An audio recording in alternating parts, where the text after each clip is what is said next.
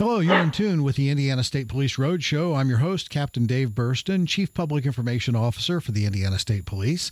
We're here with our good friend Tom Trial standing behind my shoulder that gets us onto YouTube each and every week. And we are here by the graces of our sponsorship of the Indiana State Police Alliance and Cops for Kids, who sponsor the program, so we're here each and every week. Normally, you see First Sergeant Rich Myers sitting in this chair, but I'll call him the vacationing Rich Myers this time. But Rich had a conflict. He asked if I could stand in for him, and I used to do the road show when it was only on radio because people tell me that I have a face for radio. So I appreciate the opportunity to be here with you. We have a guest today from the Indianapolis Metropolitan Police Department, James Gillespie. Good to have you here. Yeah, thank you for having me. I appreciate you taking time from your busy day to be here. Those of you that have been to Indianapolis before, you know that the Indianapolis Metropolitan Police Department is the largest metropolitan police agency in the state of Indiana. And James is, and you prefer Jim, I'll call you Jim. Jim is one of their public information officers, and we're going to talk a little bit about your experiences and what you do for IMPD. But before we do that, I'd like to turn the mic over to you to talk about what you did before you started your law enforcement career. And I understand you worked a couple of places before ending here back in Indy. So tell us about yourself. Well, Dave, it's a dangerous thing to turn the mic over to me. Being a public information officer, we will burn all that time. But either way, again, thank you for having me on the show today. Really appreciate that. You guys are doing great work with this program. And before law enforcement, I was actually delivering flowers as well as working security. And now, you're not related to the flower service bears the same name. Oh, yeah, I don't think I knew that. Yeah, Gillespie Florists at 10th and Raceway. We're in our third generation of ownership. It actually started back with my grandfather after he came back from the Pacific serving World War II.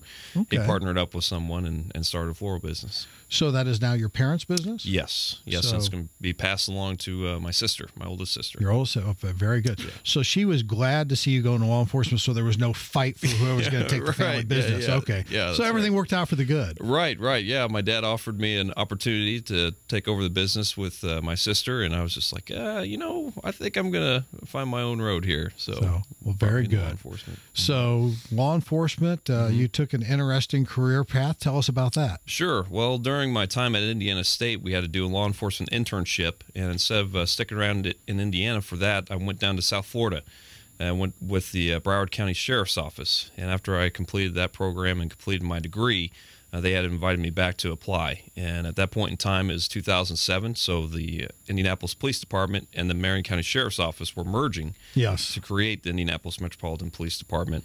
And I talked to guys on both sides of the fence, and they were saying, hey, it might be a little bit shaky, so we probably should go somewhere else first. And so I took that advice and went down to South Florida, and it was a fantastic experience. It was really great down there, a great department to work for.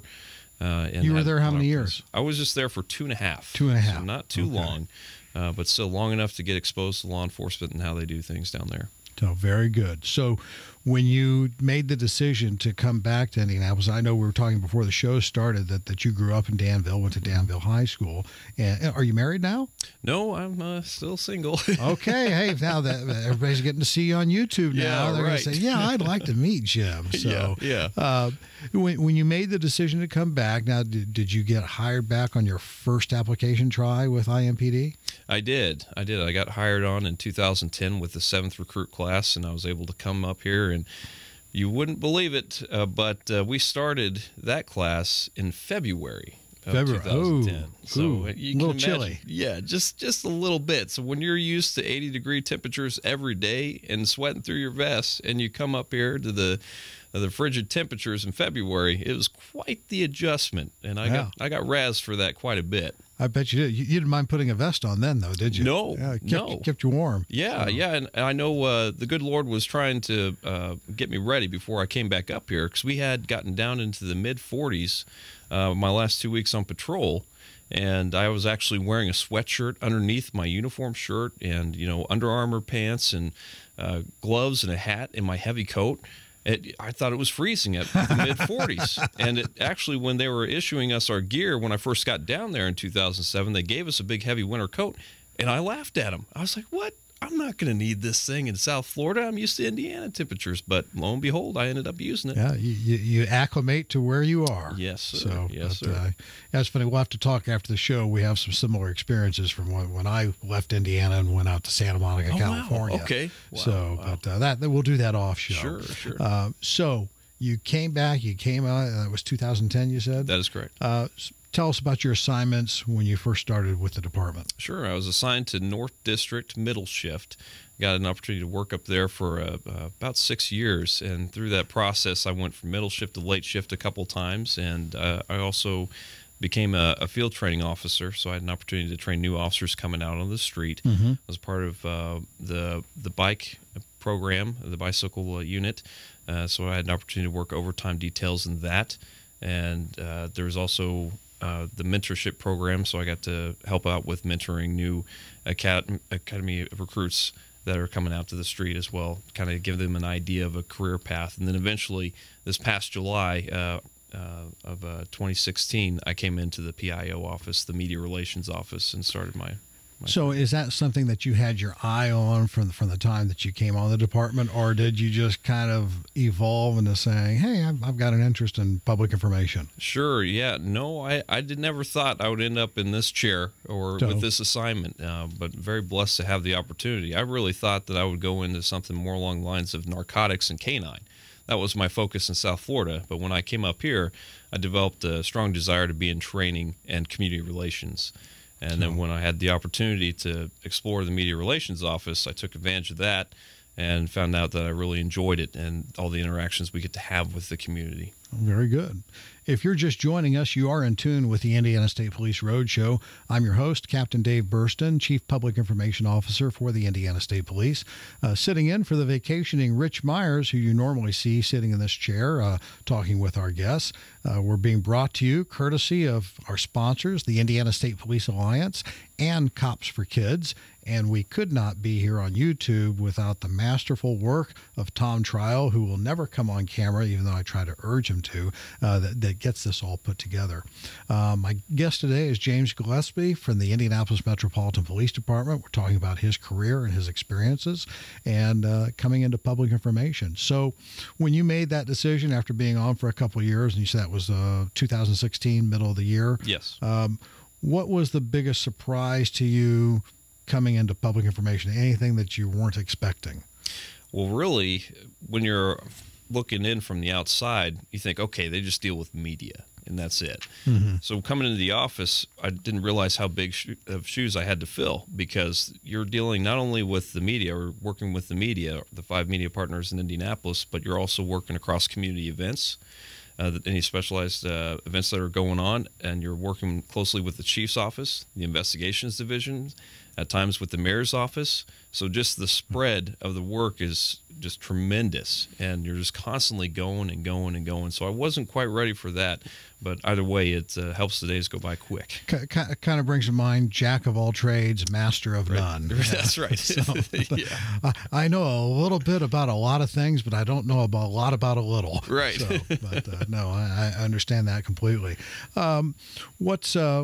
What's been the most unique thing that's happened to you since coming into public information? Well, I'd have to say it's been working across the social media platforms that we have to connect with the community. And one of the things I started was called Facebook Live, and that's something a feature that Facebook offers. And anyways, during that time when it started in July, the national climate with law enforcement in the community was pretty shaky. It was pretty rocky. And so I just wanted to have that opportunity to show people who officers are, that we're all human, that we have our families that we go home to. We have things that we like to do outside of law enforcement, but we truly have a passion for serving the community. And so to start that off, I ended up jumping in with an officer just to try it out to see what would happen. Did the Facebook Live interview, and one of the great things about it is people can comment with their questions for the officer live right there on the spot, and then I'd be able to ask that officer those questions. So it gave the community an opportunity almost to do a ride-along and to get to know those officers better. Yeah, it's the dichotomy of social media. It can be used for such good, and it can be used for such evil, and it's just a shame. We've had that recent happen within the last week, where the person was first thought to have filmed a murder on Facebook Live. It was later determined that he had done it and then posted it. It was brought to mind a lot of things with Facebook and how they reacted as a company, and they used to take the position, well, it's not our job to monitor, and this starkly pointed out to them, yes, it is your job to monitor.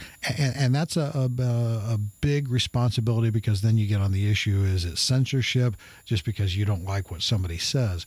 But there's a big difference between not liking what somebody says as compared to vulgarity or criminal acts being filmed. And you and I have talked very lightly before last week, talking about the issue of people filming criminal acts on Facebook Live, and you had some thoughts about that.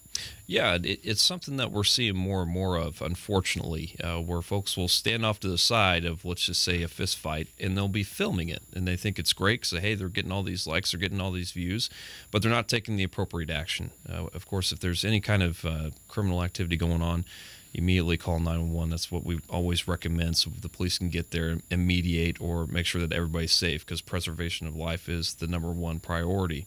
But when you're standing off to the side and just filming it, you're actually a part of the problem. Yes, exactly. Now, granted, we don't want you to get yourself involved in any situations, but instead of turning on that video, get your phone out and just call 911. Yeah, that's the proper thing to do, because we want to stop it before there's serious injury, or worse than injury, death is involved because of that. Talk about some other, what other social media are you using? IMPD has a Twitter account, right? We do. Yeah. We do have a Twitter account, and there was a... you can go ahead and give your handle out. Let everybody know what it is. At IMPD News. It's all together. And we're also IMPD News on Facebook, and we have IMPD TV on YouTube. We have an Instagram account as well, and I believe that is IMPD News. So we try to reach out across multiple platforms to get connected with the community and get our message out there, as well as receive any incoming ideas and things that they have. Well, now we copyright all of our YouTube stuff, but I'm going to give you express permission now that once this posts to the State Police YouTube account, that you can rebroadcast it on the IMPD account. Wow. I'll tell you, Dave. It's right here. That's great. I can't retract it now. That's right. So, yeah, well, thank you very much. We appreciate that. So, no, we just really appreciate you coming out. We've got a couple of minutes left. I want to talk about some other things that are, what's going to be going on, some special events happening in the city that are public information related, things that you want to share with folks. Yeah, well, we know that we have the Indy 500 coming up, so that's a big deal here in May, and so we invite everybody to go out to that, and I'm sure you'll see some coverage through our social media accounts, and more specifically, and coming right up, is we're going to have Coffee with a Cop here on the Circle tomorrow on... Well, now our show will not have aired in time for that. That's too bad. But you'll have future ones, right? Oh, yeah. And if they just follow us on Facebook and Twitter, they're going to see all the events that we have coming up and where we're going to be, and there are opportunities to meet with Chief Roach and other command staff that he works with and that he's selected, as well as officers that'll be out there. But a lot of good things are coming up for us, and we just invite you to follow us. And, of course, at any point in time you see an officer on the street, reach out to us and just say hello. Yeah, we won't bite. Right, that's right. Yeah, that's right. We have dogs that do that. Yes, so. Yeah. And Chief Roach coming in, he came to our, this last week we had the media emergency services organization, a MESO group, where we have media and we have the public safety groups come, and the chief, I was very impressed that he took the time to come there and greet everybody. That was very thoughtful of him to do so. Absolutely, and what a great program that MESO is, and we're grateful for the state police for heading that up. James, is there anything that we haven't talked about that you want to bring up? We've got about 30 seconds left. Sure. Well, Chief Roach is now over our department, and he's very, very strongly believes that we need to have a strong relationship with the community, build that community trust so they know they can always come to us for any issues they're facing, as well as being a partner in making Indianapolis a greater and safer city. Jim, thank you so much for being a guest on the show today. Really appreciate it. Those that have listened to Rich close the show out before, you know I do it a little bit differently. Please buckle up. when you're driving around the city or on vacation, the life you save may be your own or that of somebody else that you love. We hope that you'll come back and join us again on the Indiana State Police Roadshow. Until then, do please be very safe. Bye-bye.